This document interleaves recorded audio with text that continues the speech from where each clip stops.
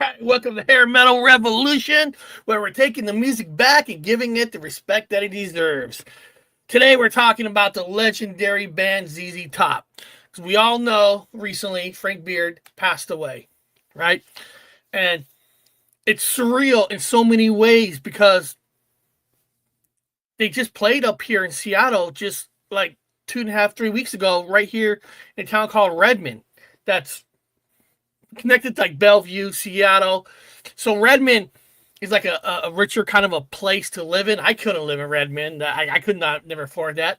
But ZZ Top just played there just like 2, 3 weeks ago. And it's just like wow. You know what I mean? It's like wow. It's 1 minute they're here, 1 minute they're not. You know, I was sitting down with my friend Danny. He texts me. He texts me when everybody dies. I mean, I learned a lot of the people who pass away through Danny. So Danny is the soul, man. He lets me know. And when he told me that, it was like, wow, you know, because they just played up here. They just played. I mean, it's like, wow, what a slap in the face. You know, it kind of reminds you that life is short. I mean, Frank Beard was 77, you know, up there in age, but not, you know, not like bad or anything, you know what I mean? But the man was still playing. He was playing to, you know, the last minute of his life. It's you know, some people will say, you know, why can't some of these bands when they get up there in age, why can't they just like retire? Like just like, you know, go away. You know, they did what they did in the past. They did great. They did fantastic. Why do they need to still play? Hold on a second. I moved my microphone for a second. Let me make sure. 1, 2, 3. Okay, it's back on. So hopefully you guys can hear me. I touched the microphone and I saw that I went mute, but I think I fixed it. I think we should be good to go. It kind of tells you guys, why did these bands keep playing in the first place?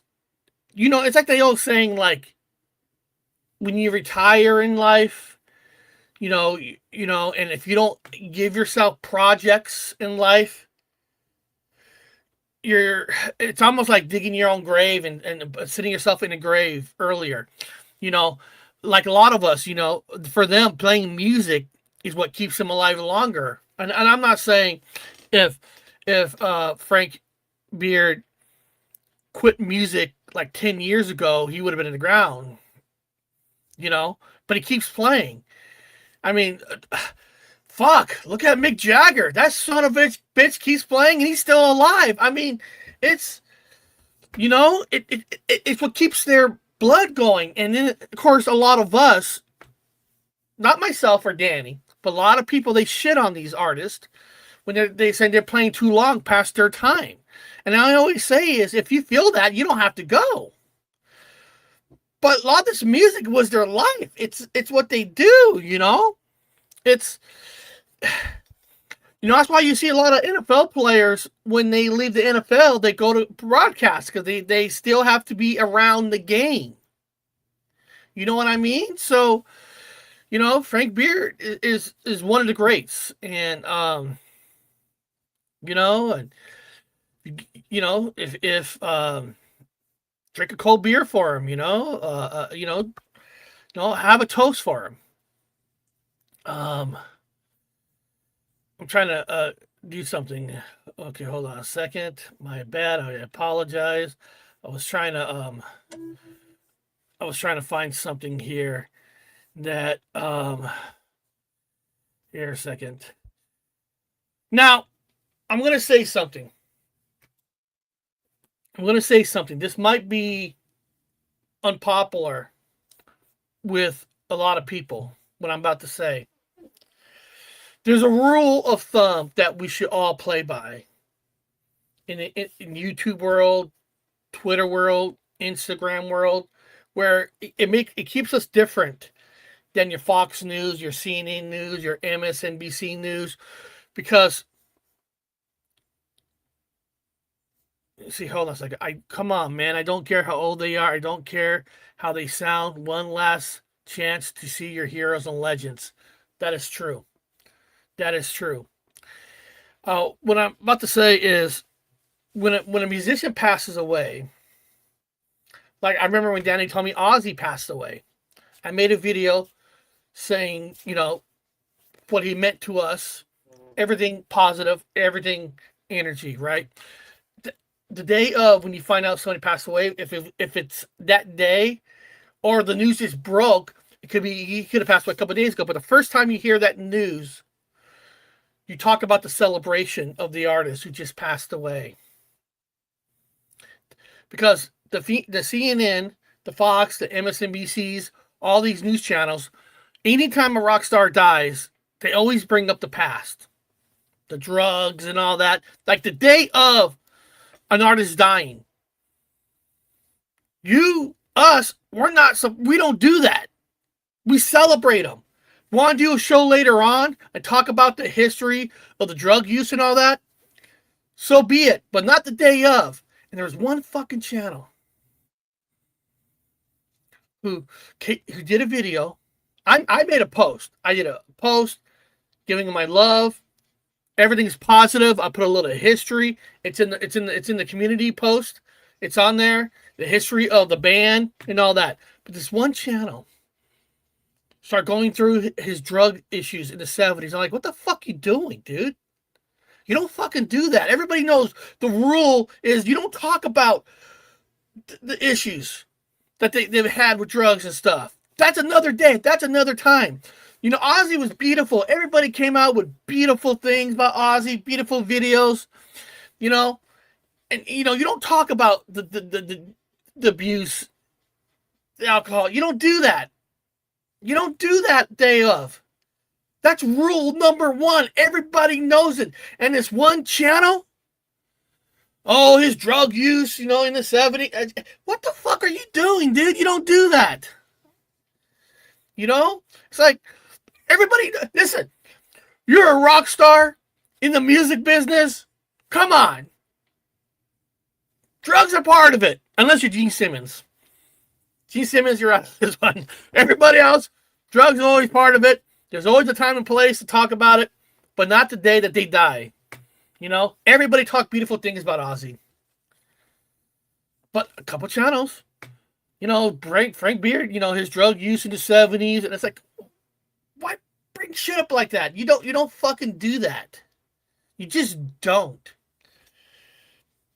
And now, somebody sent me an email and said, how do you feel about, sorry about that, Billy Gibson moving forward with ZZ Top, because they're doing a show in a couple of weeks and they're still doing it. And I say, listen, Billy's hurt. They're all hurt. And sometimes the best way to deal with something is you got to keep yourself busy. You have to. For Billy, music is his life. I support him 100% going back on stage. Music is his life.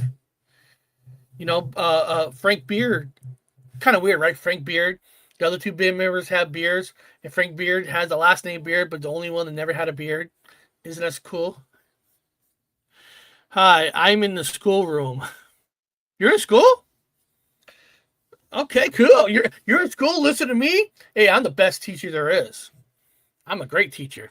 So the Guru today made a video with his clan crapping on Cinderella Heartbreak Station. Oh, I mean, come on, guy, come on. I mean, that's a given. I mean, everybody thinks those guys are real fucking rockers over there. They're the new kids on the block who started liking rock. They're that people. So fuck them. Ozzy was 76 when he died. Apparently the drugs worked out for him. Jagger and Keith Richards are like 100, right? And Keith Richards smokes like a motherfucker. I don't know if he quit. I mean, maybe he quit now. I don't know. But then, if you're going to clone, if you actually want to clone people, they should be cloning. Don't ask why I just am. Hey, who's asking? If you have an opportunity to do some kind of schooling, you fucking do it. You know, I have a brother who's older than me. He's like 55 or 56. He lives across the street from college, a Highline College, and he signed up for a class. So, fuck yeah. Go rock, dude. Go. That's awesome. You know? I don't know your age, but it doesn't matter. Go. I saw ZZ Top Fairgrounds in the 70s. Tush. What a fucking great song. I don't want to be at school gay. Now, I'm going to play a video with Billy. This is the band ZZ Top. They're first class. They are nothing but first class. This short is Billy Gibson and Sammy Hagar just playing music, having a good time. This is what the ZZ Top is. This is what the band is, having a good time. You're going to love this clip. Let me share this with you. Get in and maybe I can get you to sing one with me. This one might be ready to go. Just give me that lick going into it.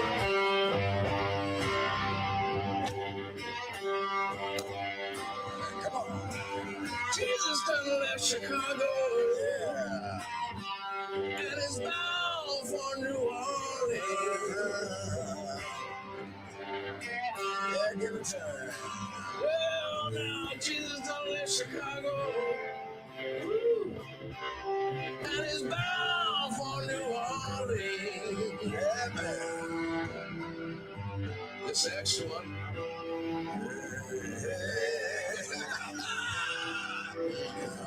Looking from one end to the other, and all points in between.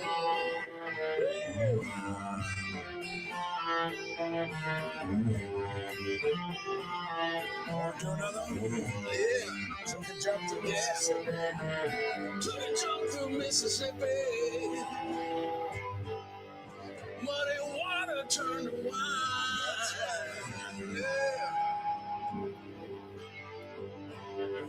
Well, they took a jog through Mississippi. Muddy water turned to wine. Excellent.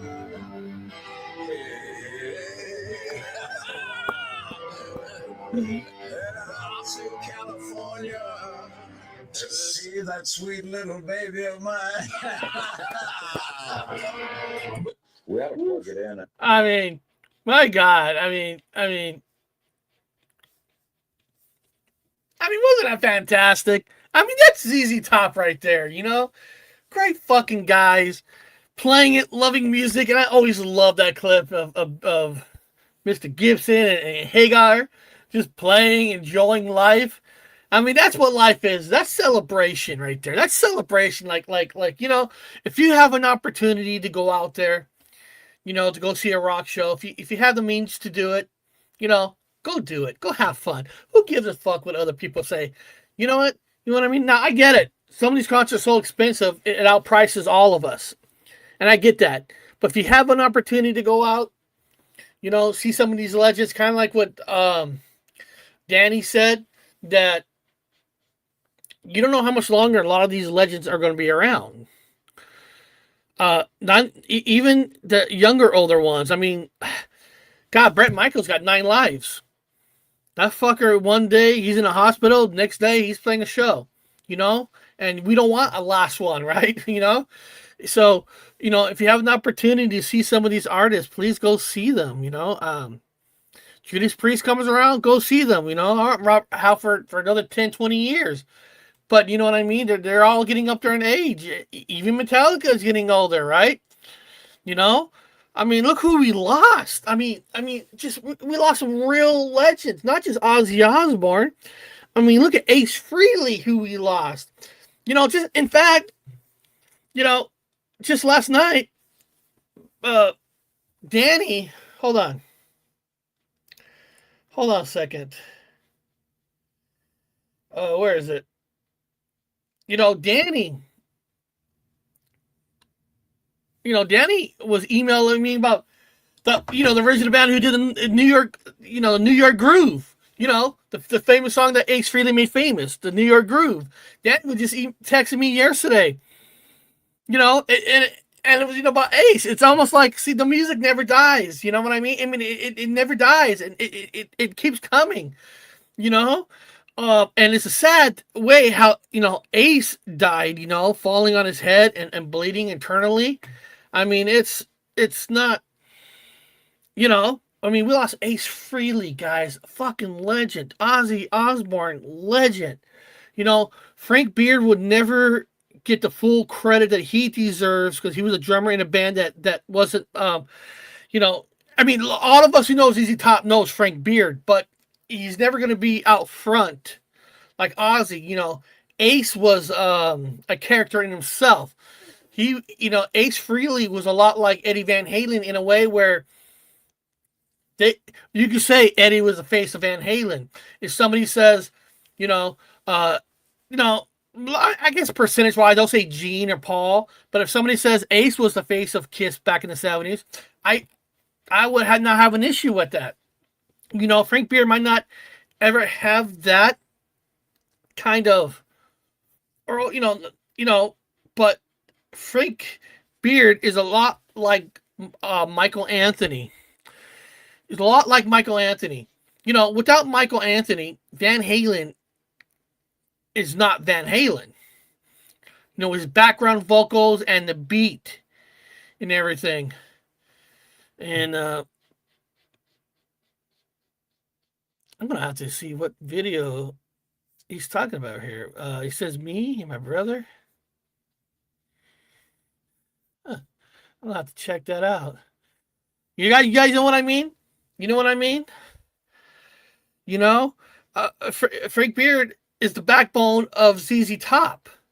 Ace Frehley was the backbone of Kiss in the heyday. Because, Kiss went on 30, 40 years. Ace is mostly in the 70s of Kiss. But, some of these musicians, it's that sound, right? It's that, the trademark, and you guys remember, right? Like Ace didn't sing his first song. I think it was Love Gun with Shock Me, but you knew his guitar sound, right? A Cold Gin, right? Eddie, when you hear Van Halen, you know Eddie's sound, but Michael Anthony's bass and those background vocals. ZZ Top, ZZ Top's only a 3-top. It's only a 3-top, people. And you knew Frank Beard when he played. Now, I'm going to share a screen on ZZ Top album sales here. ZZ Top started, they got together like in, hold on a second. I might know. Okay. The classic lineup of ZZ Top: Billy Gibson, Dusty Hill, and Frank Beard, right?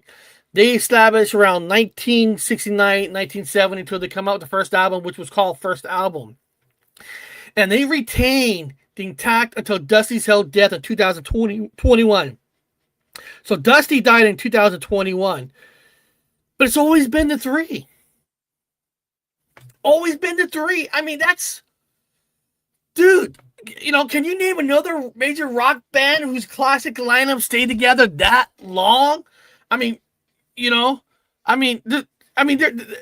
are few out there, but they're far and few that are out there, And ZZ Top, they did it their way, And ZZ Top sold more than 50 million copies. And this is going to be interesting. I'm going to show you guys. This is going to be interesting. Right? When you look at ZZ Top album sales, right? They had a diamond album, Eliminator. 1983. And I'm going to tell you guys why this is interesting. Afterburner sold 6 million copies. Their greatest hit sold over 5 million copies. Their 1990 album sold over 2 million copies. Their 1994, in the grunge era, where most bands got hit, ZZ Top with the album Antenna still were able to sell over 2 million copies. Right? Now, they sold 2 million copies with the greatest hits from the 70s. But you know what I mean? Look, okay, Jello, 1 million copies. Fandango sold 1 million copies with the song Tush. But when you look at their early albums, only Gold, 1976. Let me bring you up there. Let me bring you up this. I think it's very important. Okay, when you bring up, right, 71 with ZZ Top's first album, Real Grand Mud, 72, Tres Hombres, which is kind of a, I don't want to use the word breakout, but it's the album where they actually had a real huge hit, which we'll get to. Fandango, which another hit with the song Tush. Then, they had a couple gold albums. And then 1983, they had a diamond album. Why am I bringing this up? That was their 8th album. Eliminator, their 8th album. That, they finally hit like another galaxy. Another galaxy. Think about that. On their 8th album, people. On their 8th album. And why am I bringing that up? There's no fucking way. I would say that in the 2000s, in the late 90s, in 2010s, and now, that there's no way a studio is going to wait on a band to hit an 8th album to sell 10 million copies. That world where bands got to learn their craft, play thousands of shows. You know what I mean? Thousands of shows. And, and finally hit that money-making album that where the record company's happy, everybody's happy on their 8th one. Most bands back in the late 2000s, you could not get that on your first album, you're out. You know what I mean? Like after grunge kind of, every music companies kind of just went stupid. It got to a point where if a band did not hit 1 million copies off their first one, they're out. There's a lot of bands like this. Def Leppard, first album. Oh my God! Right, the one for High and Dry Night with the truck in space. I don't know. Oh my God, I'm forgetting. But it didn't sell that well. And then the Def Leppard on the third album, Paramania, Diamond. Right? You know what I mean? A lot of bands, took a while. I mean, I'm not really a Bon Jovi fan, but Bon Jovi, first album, 7,800 Fahrenheit, did all right. Then Slippery When Wet. These bands hit high later on, right? Black Sabbath, bands like Black Sabbath and Black Sabbath, Aerosmith, and Kiss. Aerosmith didn't hit it real big until Toys in the Attic, their third album. Kiss didn't hit it big until On Through the Night. I'm so sorry, man. Thank you. Sometimes my brain freezes when I'm talking. And, it's hard to think because I'm the only one doing this show. I'm the one-man show, so my mind goes everywhere. But Kiss sold their first 1 million copies with the Alive album, with the Destroyer, and Above. Bands, there was a time when they had a chance to work on their craft. And if you think about ZZ Top, I mean, look at AC/DC. They didn't really hit. Oh, sometimes I look at this because Danny, my boy in there, sometimes sends me a text like I went off air or something like that. You know, um, uh, Aerosmith first 5 albums are raw, bluesy, and hard rock, and we're gonna talk all about that. But Aerosmith, Aerosmith, ZZ Top, and all these bands like AC/DC, they got to work on their craft, and of course they had those certain albums that were the breakthrough albums, right? It came much later. That would not have happened if they came out like the 2000s and stuff, because if you didn't make it big off your first album, you're gone. It really became a cutthroat a cutthroat world and all that. I don't know if you guys think this is interesting or not, but anybody who watches this channel, oh my god, hey, I love the polls you put up. I appreciate that, man. I appreciate that. And I know some people think putting up polls is easy. Every picture I put up, I have to upscale it to make it look good when I do polls. And trying to come up with 4 different bands, and the only thing is dude, Sal, you seen this. Anytime I put up a poll, why is this one not on here? Why is this one not on here? Why is this? Why is that? How come we don't have this? How come we don't have that? And I keep telling everybody, when I do a poll on YouTube, you can only put 4. That's it. You're only allowed 4 choices. So, so that's why lately when I've been doing some years, I've been doing 2-3 days of those years, because if I put the 4 most top albums from that year, people are going to get pissed off that I'm not recognizing this, I'm not recognizing that, I'm not recognizing, you know what I mean? And the idea of the polls is even if a band on there only got 5%, well, like if you put Ozzy, AC/DC, certain bands, they're going to explode with the poll. They are. There's nothing to do about that. But when other people see like, hey, they got 10%, well, I remember that band. It might give them to go back and listen to the album.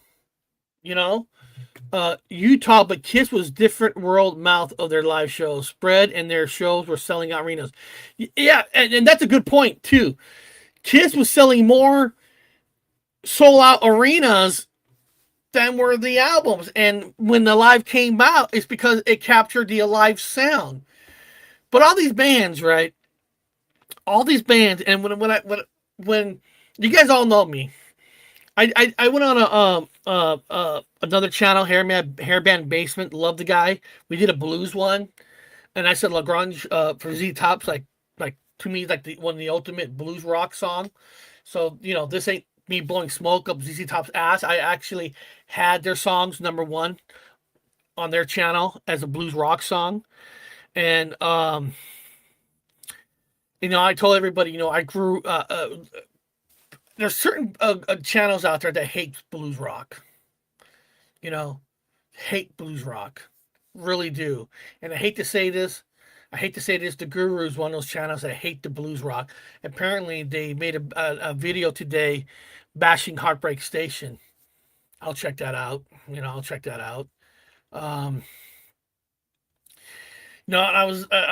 Everybody knows me. I told everybody, growing up in the 70s with my father and all that, we were a poor family that our Disneyland trips were in the mountains, or we go hunting. That was our vacation, going in the mountains hunting. And all the music that they play were like CCR, Lynyrd Skynyrd. We heard some Johnny Cash, Waylon Jennings. We heard, everybody, Western country. There was Kiss, there was Aerosmith. And I was noticing something. I was talking to my brother the other day after Rob Alford, not Rob Alford. I was about to say Rob Alford, Frank Beard, after he passed away. What I go, is it me? Was it all the music that we were playing here growing up in the mountain stuff were all American rock? And I really didn't know. There was like nobody was playing any no offense, nobody was playing no Black Sabbath, Led Zeppelin. I didn't realize this. I just talked to a few family members just a couple of days ago, because it was the Beach Boys. It was like all American bands. Like, was it just all American bands that we played?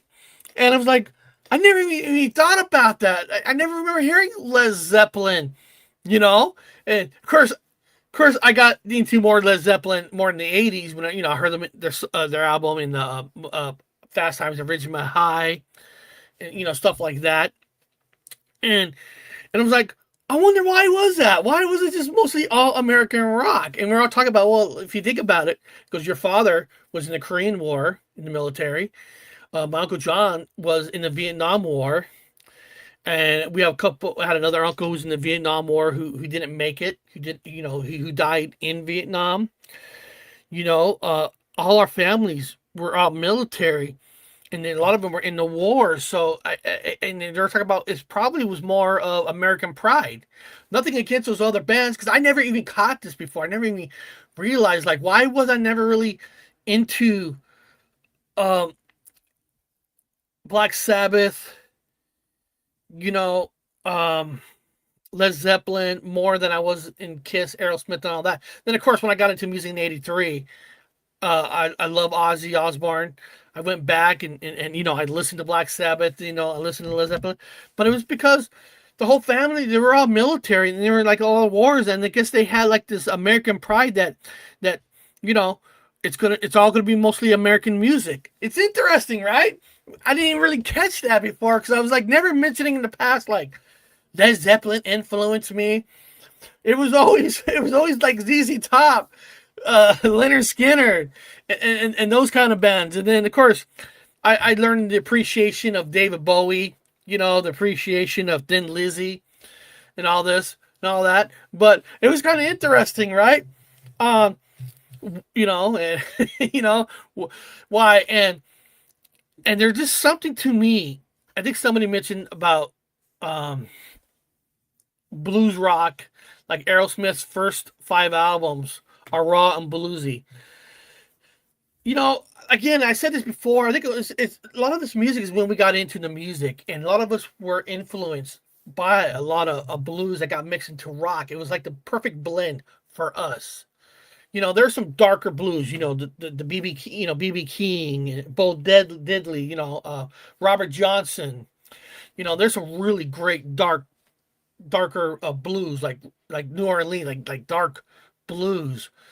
But I think a lot of us loved Jim Croce. Van Halen had a lot of blues in it. If you really listen to the David Roth era in the bottom, there was a lot of blues. There was a lot of blues in Van Halen too, and it was just a combination of blues and rock put together was beautiful. And then of course we know that rock in the '80s, there's a tiny bit of blues, and it kind of went into more hard rock, right? AC/DC was such a fucking bluesy band. Again, I was on that blues channel, a blue video with Brian Hairband Basement. One of my bands on that list of top 5 songs is "Ride On" by AC/DC. You know, AC/DC was a very bluesy band. And then I'm telling you, to this day, most young people who got into the rock music in the late '90s, I call them the new kids on the block fans. No offense to a lot of them, but there's always exceptions to the rule. But there's like a lot of them who were liking.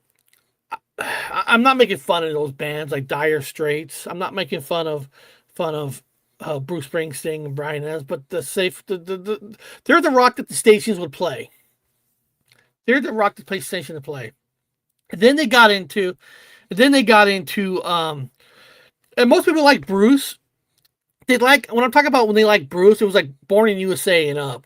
They were into the darker New Jersey bluesy sound because Bruce has some blues in their early albums, but most of those kind of fans were Born in the USA and up. And then they called themselves hard rockers, and they call themselves hard rockers and all that, but they didn't really have any blue influence. It makes good sense, right? The hair metal guru in them always bash on Native Tongue. They always bash on those albums, which, yeah, Born to Run. That was a more hardcore, all that. There were like there's there was like during the days of Bruce on Born to Run, and then you got a lot of the teeny poppers who were more Born to USA and above because Dancing in the Dark. So you could say there was almost kind of like two eras of Bruce, and a lot of the people who don't like blues rock were the Born in USA and kids, the New Kids on the Block and that kind of stuff. But a lot of us. I'm gonna play a cool clip. Gibbons talks about the beard. I thought that'd be a fun clip to play. Let me find. Here we go. Hey, I never gave myself a heart. Tell me the story of the beard. One word: lazy. We started ZZ Top in 1969. We carried on without stop up until the bicentennial year of 76. And at that time, we were looking at an invitation to join the ranks of the Warner Brothers group. And it was the decision by management to take a brief break after literally 7 years of nonstop touring. Maybe a 90-day hiatus would give us a little breathing room, which turned into 120 days later. It was 1 year, and we all kind of scattered, keeping in touch only by telephone. Now it's 2 years running, and all the machinations to join the ranks of Warner Brothers were still underway. In the meantime, as I mentioned, the word lazy came in. Now there's one telltale photograph. Our first official release for Warner Brothers contained a photograph on the little sleeve inside the 12-inch long-playing album. Actually, the only evidence of Frank Beard with a beard is hiding inside of that DeGuayo record. That's cool, right? He quickly grabbed the razor and went to town, but Dusty and I, what started out as a disguise turned into a trademark. Tell me the story of the beard. Isn't that kind of cool?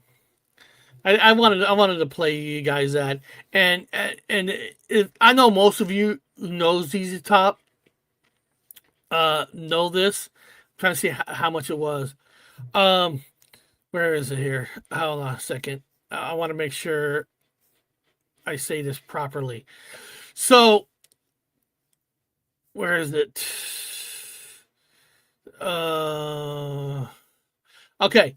So if you didn't know this, Gillette actually offered Gibbons and Dusty Hill $1 million each to shave their famous beards on television. But of course, we all know they turned it down. And it says that Gibson recalled that the music industry veteran Bob Merles essentially told them the money was good, but the joke that he wasn't sure anybody knew what was underneath those beards anymore. So it was almost like, yeah, you would have gotten $1 million, but it probably would have taken the mystique away from the band. You know what I mean? Like, if you think about Kiss, right? Kiss with the makeup, and then of course in the 80s they did it without the makeup. The mystique part of Kiss was gone. So Kiss had to really truly rebuild their career because even the mystique was gone. And I think they were smart to not take the money, and because now by that time nobody remembered what they looked like before the beard.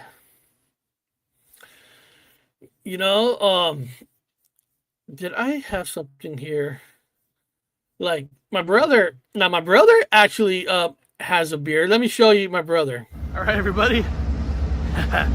So to do our cover up, why we're really here at the Coast Guard base, Bob had to cover everything up, and look what he bought. Let's look at this. We got a whole car full of Bud Light. Sterilize water. Oh, water. It's water. It's for the mission. You know, when you go on these missions, you get very thirsty. So, Clear like water. There. All right. So,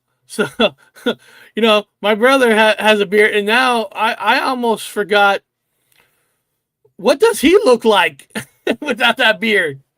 You know what I mean? So my brother has a beard, and yeah, we were on a few days ago. We had to do this secret mission, and we had to go buy supplies, a whole truck full of beer. So and all that, So, oh yeah, today coming out, my AI album cover. God damn, is that today? Or is that already out? I can't remember. I gotta look here for a second. I'll tell you guys what I'm talking about. Give me a second. Let me see. I'm just checking. Oh, okay. I put it out already. Okay. Okay. Okay. I kind of like this one. This is for ZZ Top. Give me all your loving, all your hugs and kisses too. I'm ready to forget. I'm every girl crazy about it, shine as me. Yeah. Almost a week supply. Yeah, you gotta have supplies, man. You gotta have those supplies. Gotta have them. And any chance we get on the military base, you get that stuff cheaper. Yeah, I made that album cover. Kind of a tribute to ZZ Top. There's people who still comment that hates those albums that I did. Just hates them. Hate the album covers. They fucking hate AI slop, and I get it. AI slop is not the future of music, but these are meant just to be fun for 10-second album covers to give people like not a reimagine of the album, but maybe somebody sees this album cover like ZZ Top today. Give me all your loving, all your hugs and kisses too. I'm ready to forget. I'm every girl crazy about it, shine as me. That was meant, somebody might see that and say, "Oh yeah, I remember that album. I want to listen to it." That's all those AI album covers are. It's just they're remembering the cool album covers and had fun with it. And that's all it is. And people just get out of shape, and it's almost like, it's like I get. People are scared of AI. I get that, and I know AI is not cool, but a 10-second thing just kind of just bring music together for people to have some fun. You know what I mean? It's just hold on. I'm trying to see if I have any more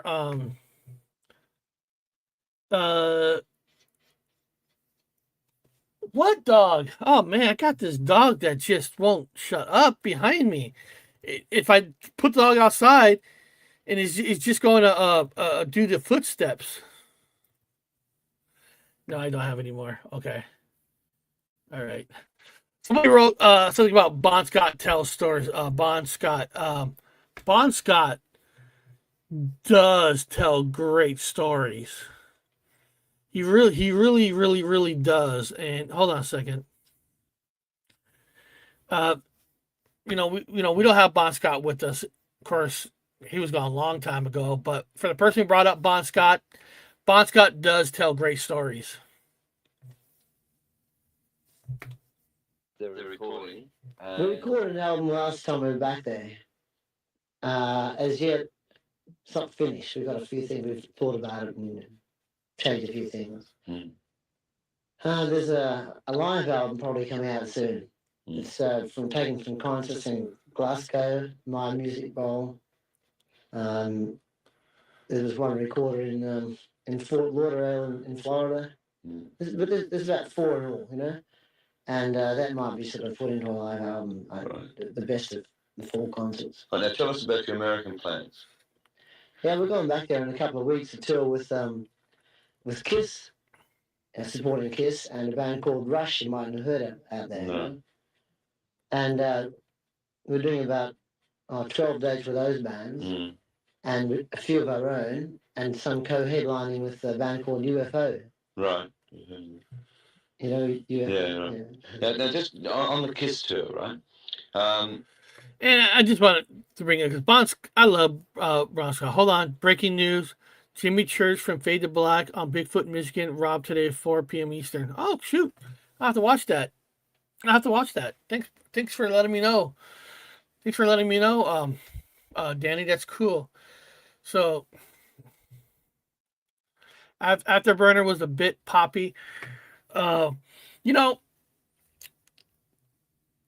Southwest. This is how I look at Eliminator, and because I know there are people talk about, you know, they're one of the true original blues rock bands, and then they kind of they went a little bit more rock, but still kept the blues in it on Eliminator and Afterburner, and of course those two albums are the most successful albums the band ever had, and I believe that I'm glad they had that success, right? Because Afterburner was a little bit more synchronized, with the I think I even have it say here. Hold on a second. Where is it? I think I have it. Let me see here.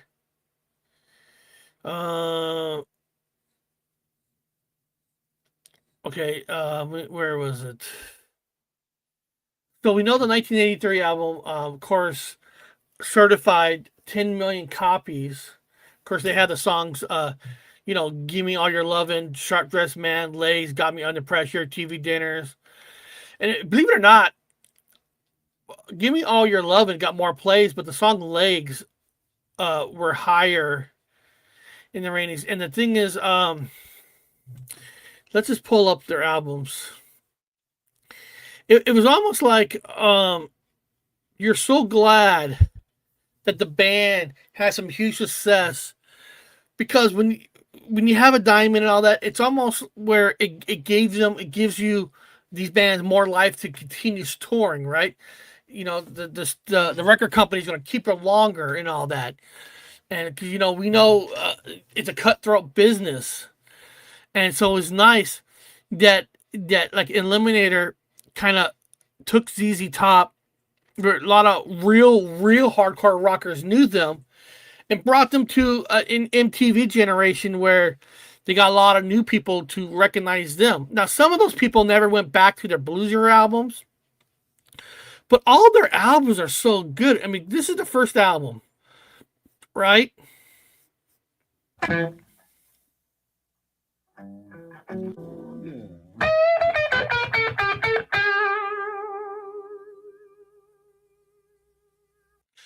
Now, I got criticism. Hold on.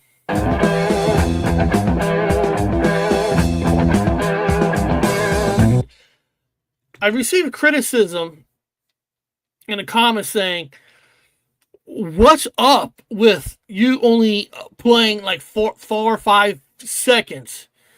You're not really playing enough of the song." And I got this criticism. And who's ever watching this, let me explain it to you guys. I wish I could play these songs longer.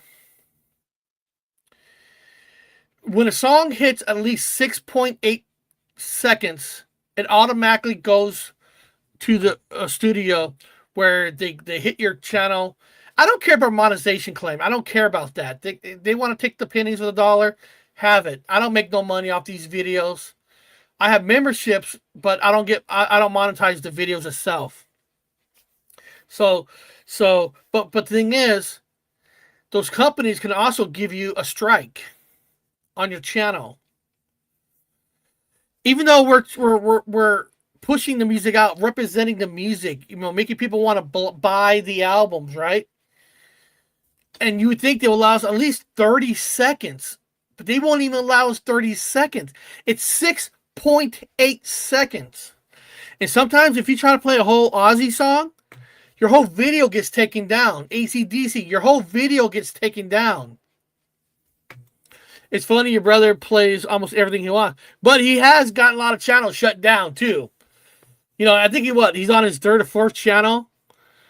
And it seems like if your channel starts pulling people like getting more subscribers, they really go after your channel. You know, this channel here right now, I'm strike free, but even this channel got a strike. Got a strike. And believe it or not, it wasn't a strike.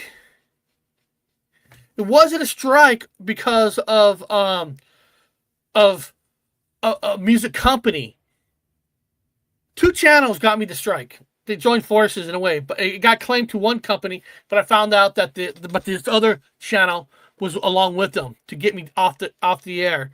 Get on the bus, try to get me off the air, and the hair metal guru try to get me off the air.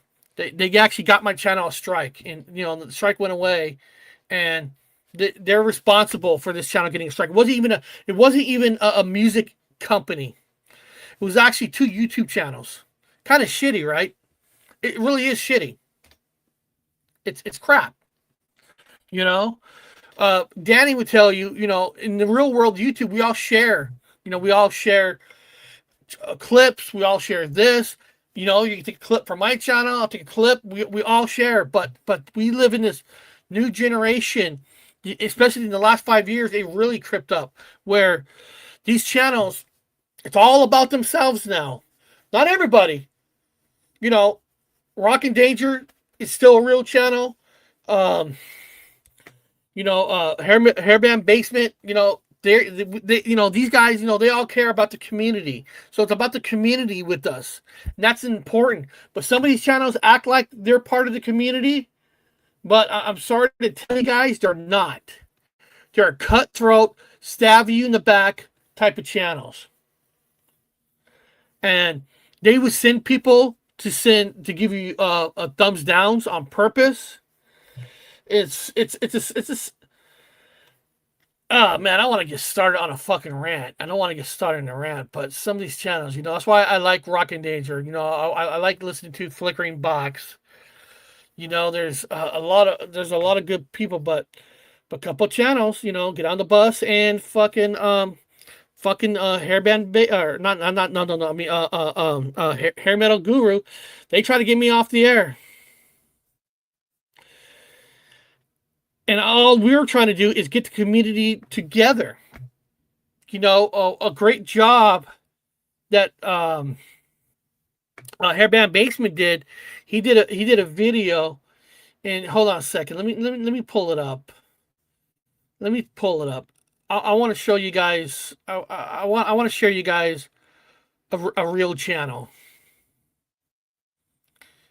I want to show you guys a real channel here.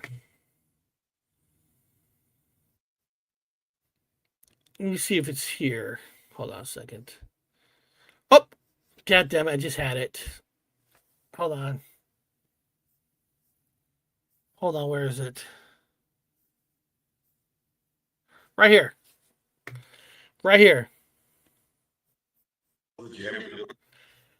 I'm gonna put this in the link. I'm gonna put this in the link for you guys.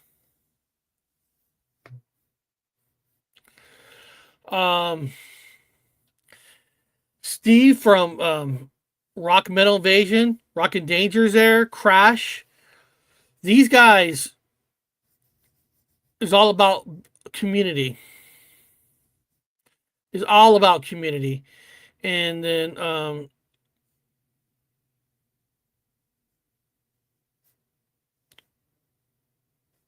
why does it say, hold on a second, this is so weird. Am I having some kind of a weird, oh shit, man. Oh shoot, I'm sorry. I was on the wrong tab, guys. I was on the wrong tab. I was looking at something else. I was like, how come this has a different title? But he calls this. Brian did what we called. Here we go. If you go to that link, all these guys are here. Crash Course Metal Show, Rock and Danger, Hair Metal Revolution. Of course, that's me. You're watching. Rock and Metal Invasion. And this was like this was bringing the community together, bringing everybody together talk about their channels and talk about why they do this. This right there is a real community. That's a real community right there. You know, Brian used to go on Hair Metal Guru channel before until Guru said, nah, he doesn't fit. Like, just dumps him. Some of these channels, that's what they do. They don't want outside. They don't want to connect. They don't really want that cool community. And it's pretty sad to me. It's pretty sad. You know, we should be a community. We should, you know, we love our music. We love it all, and open mind to everything. But again, and the funny thing is that channel, one channel thinks they're top dog in the world. And this is and they call themselves like this rock channel, but they hate all rock blues and stuff. Like, are they really a rock channel, or are they the new kids on the block who became a polish panel? You know, polish. You like to polish music better. So, and I'll check out the Heartbreak Station video today, and I'm sure they all shit on it. You know, which they do. You know, that's their thing. You know. But I'm sure if one of the band members go on there, you know, they'll kiss their fucking ass. But it is what it is. You know, I know I sound like I have sour grapes, but when a channel goes after you and gives you a strike, I mean, I'm sorry. What are you supposed to do? Like, oh, thank you. I'll bend over for you. Give me another strike. Give me another strike. You know, fuck you. I'm sorry. Get on the bus. Fuck you. For fucking... strike. Fuck you. Girl, fuck you. Striking channels. I mean, what the fuck's wrong with you guys? We're a community here. We should... God, it's a cut... Everybody's fucking cutthroat. Everybody thinks they're going to be the next Howard Stern or something, you know? The Howard Sterns of the world. They're going to be the next this, the next that. And they forget the enjoyment of what music is, the enjoyment of a celebration, of coming together. They all forget that. It's all about, you know, we want to get bigger. We want to get bigger. We want to be the biggest, you know? And then you forget all the little people. They forget everybody.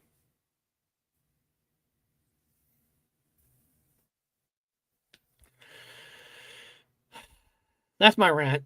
Sorry about that. But I'm still bitter for those fucking channels giving me strikes. Fuck them. Fuck those assholes. It's funny, right? And I'm always more worried about getting strikes from music companies, and you're getting strikes from fellow YouTube channels. Fuck them. Go suck on your mom's tits or something. Get out of here. God. All right, ZZ Top, Real Grand Mud. Oh, Just Got Paid. Such a great song.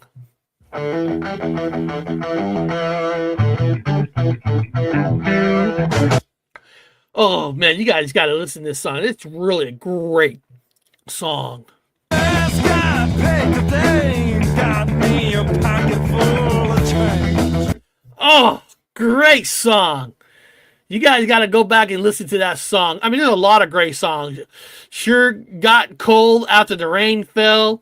I mean, a lot of great songs. I mean, you know. Oh, Tres Hombres. Remember I talked about that earlier?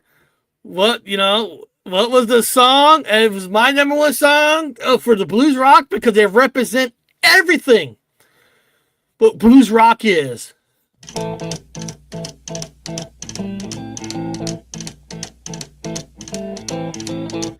Funny thing is, the one channel who talked about Frank Beard's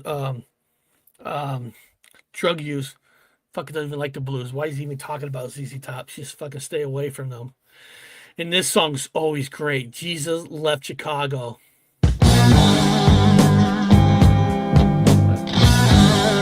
AC/DC feeling right there. AC/DC. See, ZZ Top and AC/DC are almost, in so many ways, an identical band. Because they just do it their way. Right? They just do it their way. You know, even after when ZZ Top had a huge Eliminator and Afterburner, they kind of went back a little bit more like the 70s. They you know, they didn't give a shit what the exact trends are. You know, we're going to do our thing. And what's so special about ZZ Top and AC/DC, you know, they never had that, Sunset Strip look and all that. They kept the same look. They You know, the way they were dressed in the 70s, they did the same thing with the 80s. The only things ZZ Top did a little different is they spin the guitars in a circle, you know, and the beard became famous. But it was ZZ Top. They you know, everything was kept the same. Like AC/DC, they didn't change. They are who they are. You know, that. Oh, Fandango, you know what's on this album, right? Tush. How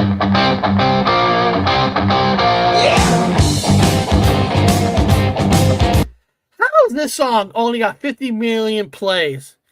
This song should have like 250 million plays. It really should. That's a disgrace.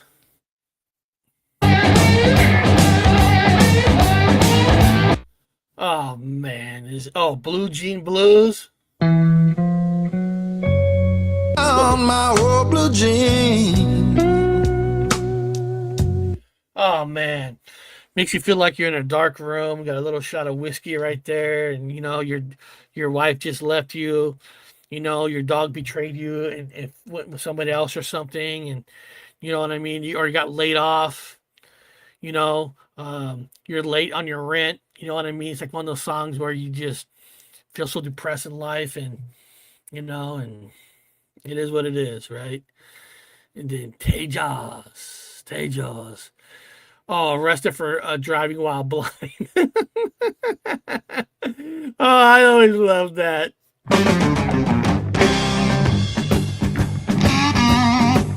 When you're driving down.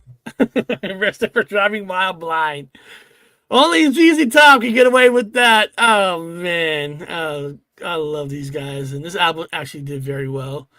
The song "I Thank You" is a great song. "I'm Bad" Nationwide, great song.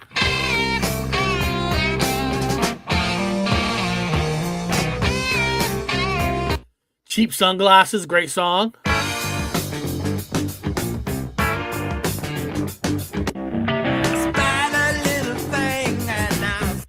Oh, they're such a great fucking blues rock band. Gotta love El Loco. Yeah. Ooh, I remember Tube Snake Boogie.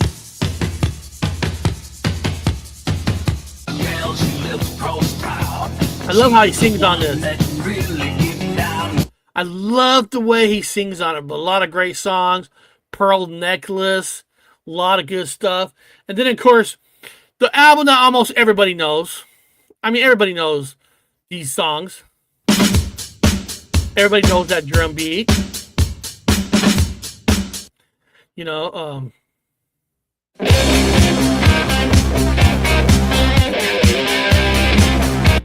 course, Legs.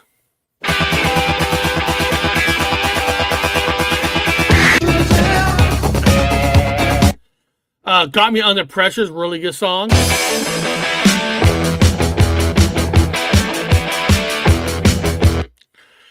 I mean, it's a great, great album. Oh, TV Dinner's a good one, too. They're all good. There's nothing else to eat. Let's go to Afterburner. I like Rough Boy. It's kind of a more slower type of song.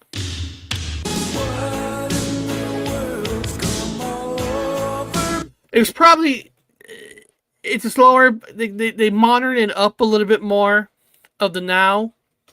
You know, I would have loved, maybe they do have one. I would love to hear a version of Rough Boy, like if they were doing this in the 70s, to get away from the synthesizers a little bit and go back to just go back to the guitar blues. I would have been really curious how that song would have came out, you know. But I know the Polish boys, you know, if they're gonna like ZZ Top, they're probably gonna like, you know, these two albums.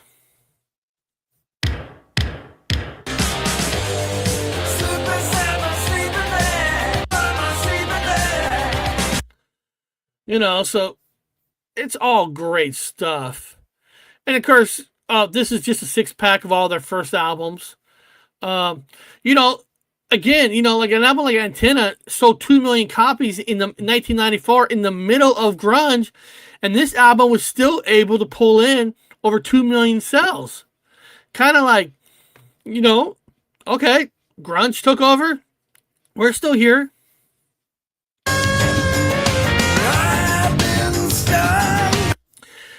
You know, the bands who kept. Oh, Mexican Blackbird is a great song. You know, hold on, I'm gonna go back here for a second. Let me go back here, and then, you know, if a lot of times if you go, I have YouTube Prime or Premium, you know, and this in some ways the top songs are they're like greatest hits in a way because they count these as like their top plays in order in a way, you know. So you could, you know, you can scroll down and just My Head is Mississippi. It's a great fucking song, you know. You know that, and a good friend there. Let's type in. Hold on, so I can find it simple. Oh yeah, yep. Off the Fandango album. If you're down in Acuna and you ain't up to being alone. Love it, man.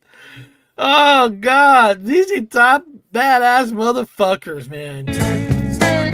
Oh, one more time. Oh man, the fucking blues. I mean, oh my God, I don't get the guru and them how they not like blues rock. I mean, listen, you don't have to like everything, but my God, anytime they talk on an album that has blues on it, oh, it's like instead of talking greatness, you know, you're waiting for a turd to come out of their asses. It's just like, you know, and he should take down the thing on Frank Beer. He's not a fucking demo. Oh yeah, I like ZZ Top. I'm sure. The last time you listened to the ZZ Top, oh, you probably only listened to the Eliminator songs, huh? I get it, the most popular one, but you know, like Southwest Jet, real ZZ Top fan right there. Real ZZ Top, Mexican Blackbird. You know, great fucking blues. You know, I guess the only thing else. Let me see here. Anything else? Here, for the last part of the show, we'll just do this. You know, let's look at some pictures here. You know, I mean, look at these guys. Look at that. It's easy to they grew the beard. I mean, look at these awesome guys. Man, it's just. Billy Gibbons, right? The last one left. It's just so hard to believe, right? God is just.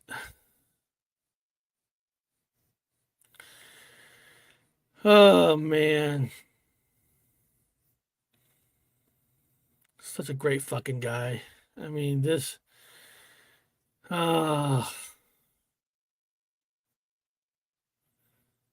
You know.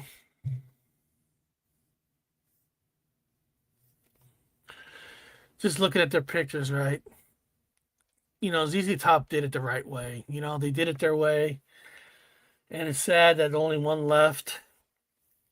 Guys, if you guys get anything out of this show today, you know, if you had the means, if you have it, right? If you have it, you know, if there's a show you want to go see, you know, go see some of these bands. I'm not talking about the bands that it's all different players. But if there's a band that has some original members that you really respect, and if you had the means to go to them, I get it. I get it. Oh, Dimebag. Yeah. Pantera, baby. See some of these legends, you know. Motley Crue's coming up here for September. You know, I know Vince Neil had like 3 strokes, and, you know, I don't want another stroke from him, but you know, it might be the last time. I'm not saying that to say that sounds sad, but you never know, you know, some of these conditions these guys has, you know, these guys are awesome, you know. So if you have the means, you know, go it. You know, Danny Gribb is South Carolina, so that's perfect for ZZ Top country. But I think even though ZZ Top's from Texas, everybody's and all that. And I want to thank you for saying great stream. That's awesome of you. You know, guys, this channel, we just try to be real. You know what I mean? I do actually have a guest coming on this channel on Tuesday. His name's Kyle. And he's just a regular guy that was from the chat that said some awesome things. I said, hey, so you sound like you love this music too. And he does. Like, come on my channel. You know, he's going to come on my channel for Tuesday. And we're going to talk about the bands that, for whatever reason, we're considered them underrated. You know, him and I might have different reasons why certain bands are underrated. And we're going to talk about some underrated bands, you know, and you know, and all that. And, you know, it's going to be fun on Tuesday. So I do have a guest coming on Tuesday. And again, check out some of my friend channels. Check out Hairband Basement. Great guy. My friend Danny. He's a comic book guy. Awesome guy. He's got a lot of channels. I'll try. You know, I'll try to. I'll get channel Danny's links and I'll put them in. I'll put them in the subscription when I get a chance. You know. You know, and it's about community, guys. Again, remember, it's all about good community. And again, if you're one of those channels who talk about musicians' drug pass on the day that they died, you should be ashamed of yourself. Celebrate them first. Then you want to have a panel and talk about some of the dark sides they went to, then go do it. You don't do it on the day of. Grow some balls and grow up, some of you channels. Beyond that, I love you all. We're going to end the show with the Donkey Show. Scream, scream wild like a busted horse.